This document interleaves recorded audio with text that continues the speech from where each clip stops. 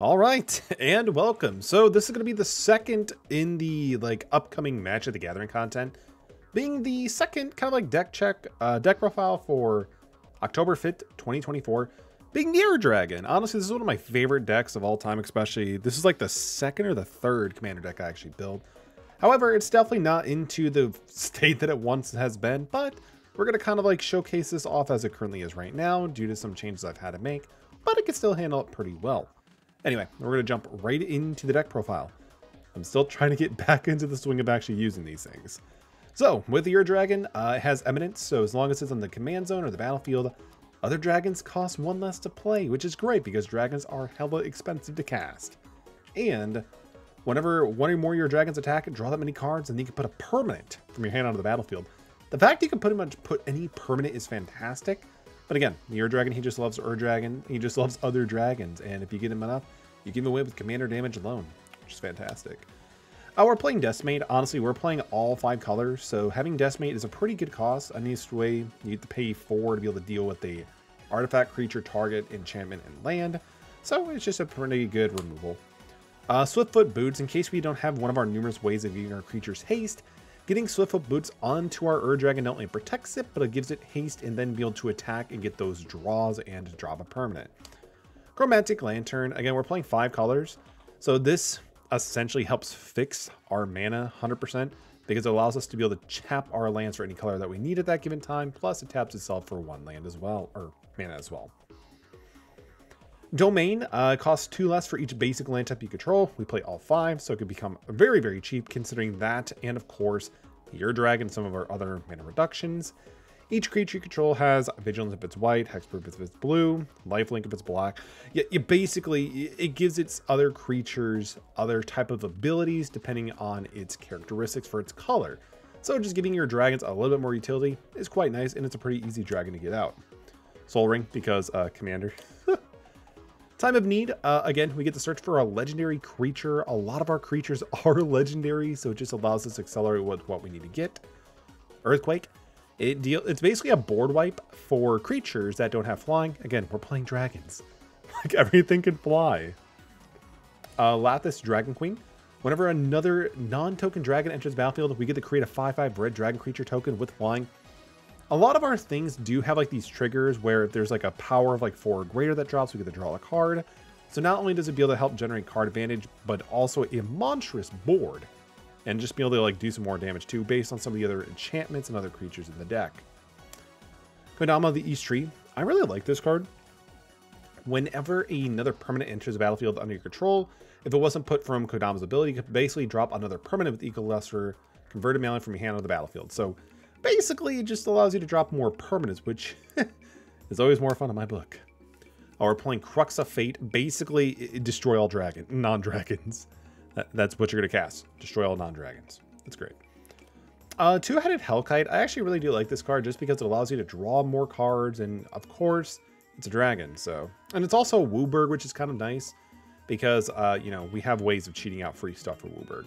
So again, just being able to make an attack, draw 2 is pretty nice. Plus with all of our other triggers when it enters the battlefield for other cards, really good. We're playing Kodama's Reach, obviously. We need to ramp as fast as we can and get our cost reductions on the field. So Kodama does a really good job at that. Same thing with Cultivate, pretty much the same thing. Yeah, actually it is pretty much the same thing, but just looks a little bit more pretty.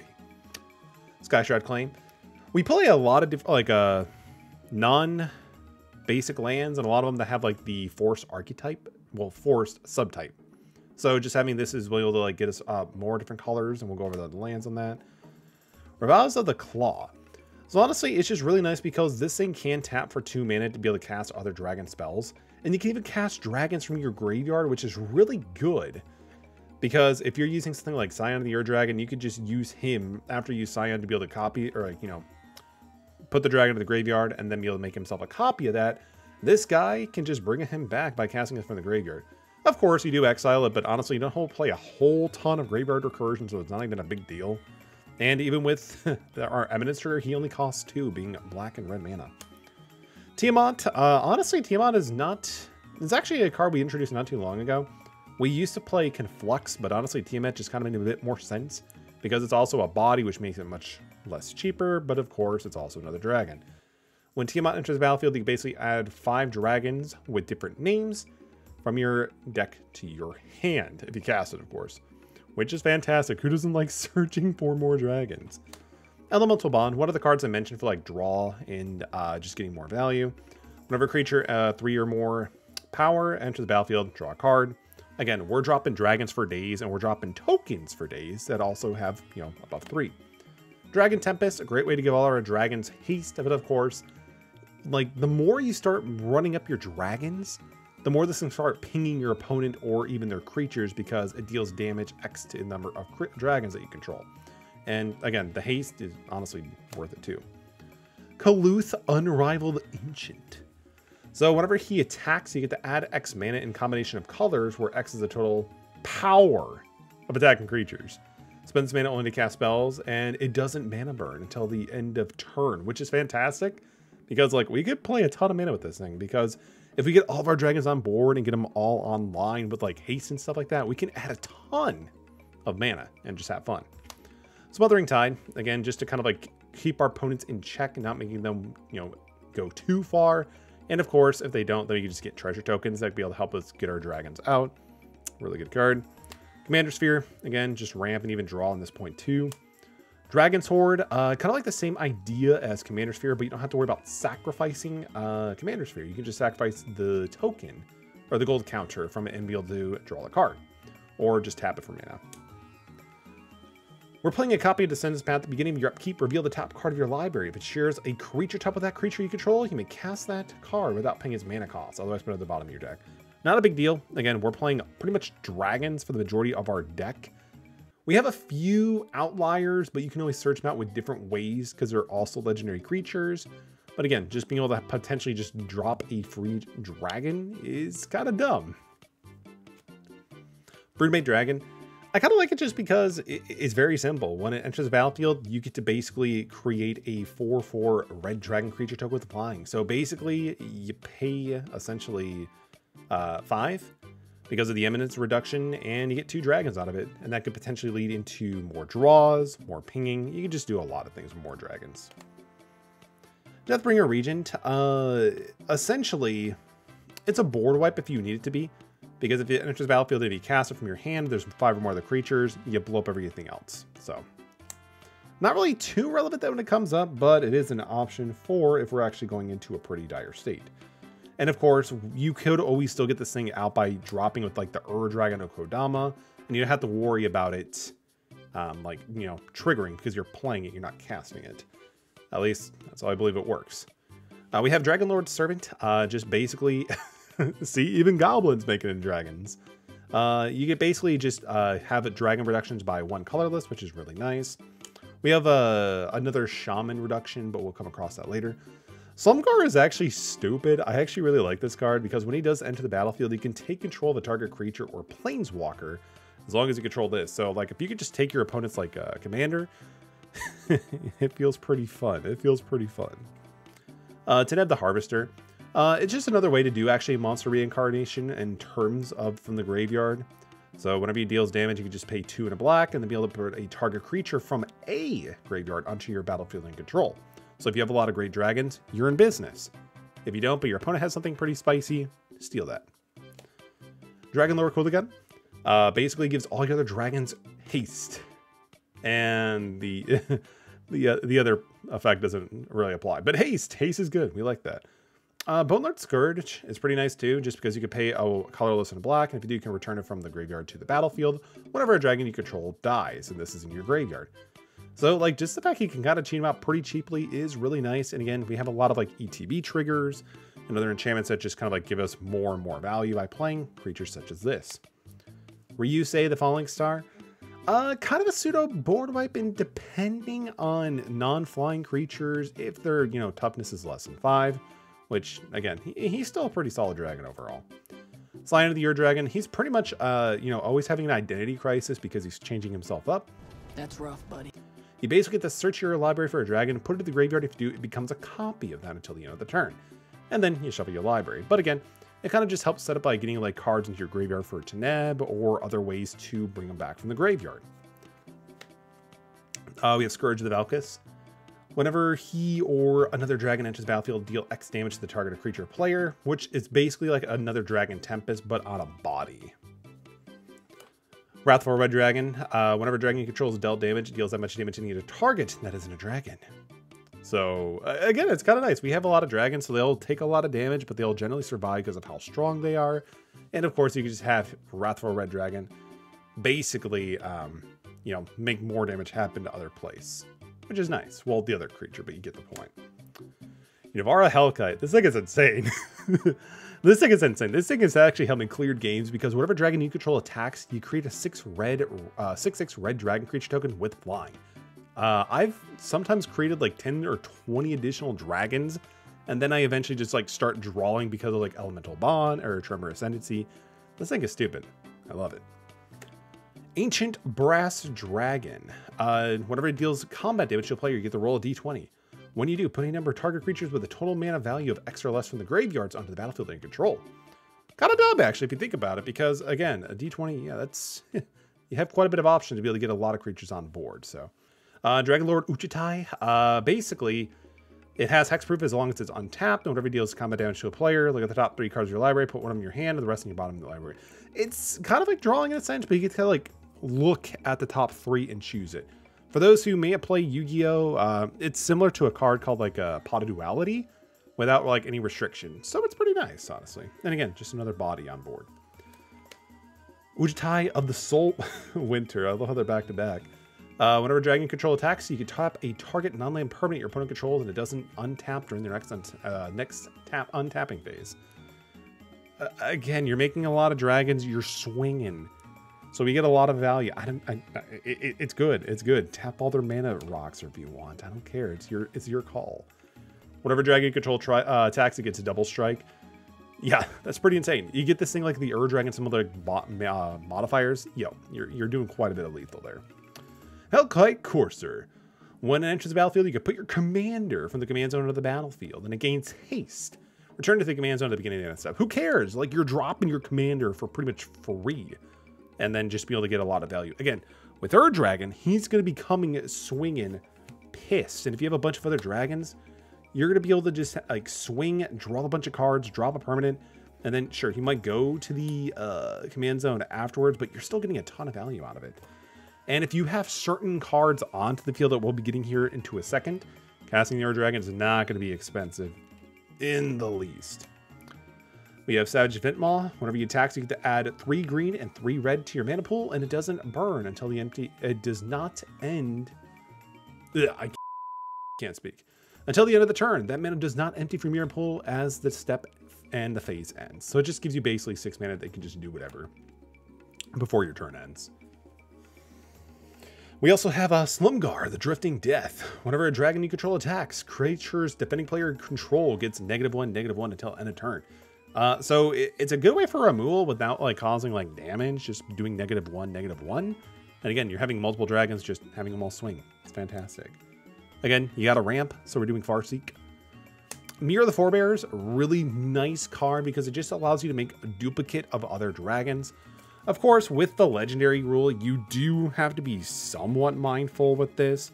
But of course, you can always use things like, you know, Yuvara Hellkite and other things. Like there's some really good dragons in this deck that are not legendary, that having a second copy is not a bad thing at all because you can get a bunch of like triggers and whatnot. Herald's Horn, more dragon reduction, and of course you get to potentially get to like just draw one essentially. If you're starting your upkeep, you get to have a dragon at the top. You just get to look at it, take it, and then draw. But again, the mana reduction, one of the better things too. Felwar Stone, we play all color, so having access to them is really nice. So Felwar Stone being a 2 is not bad. Frontier Siege is fantastic as well.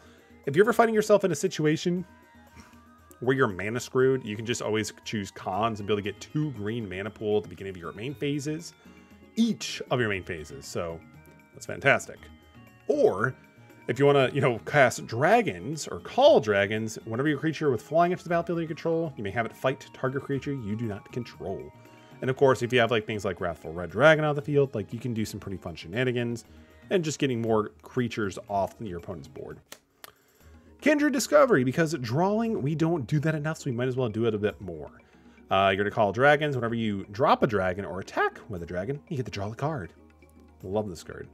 Fits of the Suns. You may pay Wooburg rather than pay the mana cost for spells you play. We have ways to abuse this.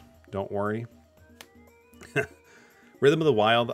Basically, it's just another way of giving like your creatures haste. Honestly, it's pretty cheap anyway, but this might be something that we could consider cutting for something else more impactful. But you know, just giving haste as soon as you can, always a fun time in my book. Rhystic Study, because you know sometimes you could just never have enough times where you need to ask your opponent if they're going to pay the one. Obviously, we want to draw. This is a fantastic card because if they don't pay, we get to draw the card. But if they do pay, we're making our opponents take up more of their resources to stop us from getting more advantage in cards. Urza's Incubator, Call Dragon, reduces them by 2 colorless. Fantastic. Again, between like the Ur Dragon and Urza's Incubator, that's like 3 right off the bat that they're going to lose a colorless. So Arcana of the Fireblood. Again, it's just draw. It allows you to add mana for spending for dragons, and of course you can also create dragons. So honestly, he's pretty good. He's not super fantastic, but you know he kind of does everything you want to a small level. Tremor and Ascendancy. Creatures you control have haste because we like that shit. And then whenever a creature with a power 4 or greater enters the battlefield, you get to draw a card. Again, like almost everything we do is 4 or above, and we drop tokens for days with more than 4. So this helps us get a ton of cards. Dragon Speaker Shaman. Again, it's basically a human barbarian shaman of Urza's Incubator. Reduction of 2. Fantastic. Morphon the Boundless. This thing can be abused with Fist of the Suns or Joda. Basically, you're going to call Dragon because he's a shapeshifter, and spells of the chosen type you can cast Wooburg instead of paying the original, and they also give all your dragons +1/+1. So basically, the idea is you are going to cast dragons or call dragons, have Morphon the Boundless on the field. You can summon all your dragons for Wooburg, and then no, hang on, I'm sorry. So spells of the chosen type cost Wooburg less to cast, right? You play Fist of the Suns. You can play Wooburg to cast all your dragons. They are all now Wooburg cheaper. It's free. It's free. It's so good and so dumb. And then we have Scale Lord Reckoner. Whenever a dragon you control becomes a target of a spell or ability your opponent controls, you can destroy a target non-land permanent they control. So it kind of like helps prevent them from trying to like fuck with your dragons just by like, you know, forcing them that. Joda, basically just another copy of Fist of the Suns, but being on a body. And it's also kind of cool too because you can actually search him out with Time of Need. You can also search it out with Morphon too, depending on which one really fits the bill. But yeah, Joda is fantastic in the deck as well. Dragonborn Champion. Again, whenever a source you control deals 5 or more damage, you get to draw a card. Almost all of our things are above 5, so this is a good addition. And of course, you know, it's a pretty cheap dragon. It only costs us 3 to essentially drop. Miriam's Sentinel Worm. It's got Flying War 2, and whenever another non-token dragon enters the battlefield in your control, you have to create a copy of it, except for it's not a legendary. Which is kind of dumb. Because, yeah, you can do a lot of fun things with it. You can make a ton of duplicate of your dragons, but they're not legendary. You see where this can kind of get off the hands pretty quickly. Honestly, this thing is just really cool. And it's also like, you know, Tremor. So I really like the colors. I also even thought about making a deck exclusively around him as a commander, but I'm like, nah, it's fine. Why make another dragon? We already have one. We have Enlightened Tutor, just a really solid card to be able to search for any artifact or enchantment that we want to have on the top of our deck. Again, you've seen we have a lot of really powerful artifacts or enchantments to be able to get us more value or just make it easier to drop shit. So having this old man definitely helps out with that. And then we're jumping into the lands. I want to say there's about 38. It's a little bit of a high land count, but we do play a lot of rampant ways of just getting out lands. But we also have to have specific colors at times. So we play a lot of different colored type of lands. We're just going to speed through them. Dragon Skull Summit, Rootbound Crag, Savage Lands, Frontier Biovoke. Probably butchered that, but it's fine. Arcane Sanctum, Opulent Palace, Crumbling Necropolis, Path of Ancestry. I mean, you know, you just choose dragons, and then whenever you cast a creature dragon, you get to scry one. So it kind of gives you like an insight for what your deck is going to give you. Breeding Pool, Sunken Hollow, Jungle Shrine, Haven of the Spear Dragon. Again, it's kind of like dragon-centric. You can use it for colorless or color for any dragon, basically. You get to sacrifice it by paying 2 and tapping it, and then you can be able to return a dragon from your graveyard to your hand. Never really comes up too often, but it is nice to have that utility as well. Stomping Ground, Godless Shrine, Foil Plains, Foil Island, ×2. We have some swamps, Foil Mountain, Unclaimed Territory. Again, just a themed multicolored tapping card, which is really nice. Woodland Cemetery, Cinder Glade, Glacier Fortress, Forest, Sacred Foundry, oh my. Cannon Slough, Temple Garden. You get the point. We're playing like a lot of like dual color lands that are not super expensive, but also don't really enter tap. And we have a way of like, not entering tap. Sun Petal Grove, Command Tower, fantastic. Reflecting Pool. We play one of every color, so it doesn't matter. Clip Top Retreat. Temple of the False God. Not really a big issue with this one. I've never really had an issue where it become as dead as like it might be in Krenko. So Temple definitely serves its purpose pretty well.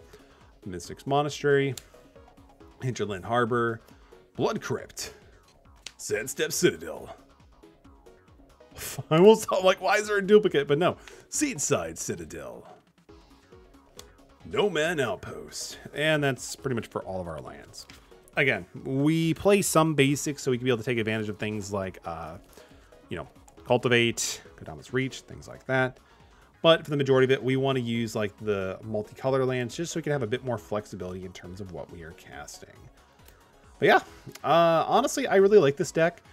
I do want to make some revisions to it, especially with what's been coming out for the past few months to a year, because honestly, it's been quite a bit since I've actually been able to do some edits and fun things for the deck. So this is going to be like the first iteration of me getting back into Commander with the Ur Dragon that I left for so long ago. But that's going to be it for me.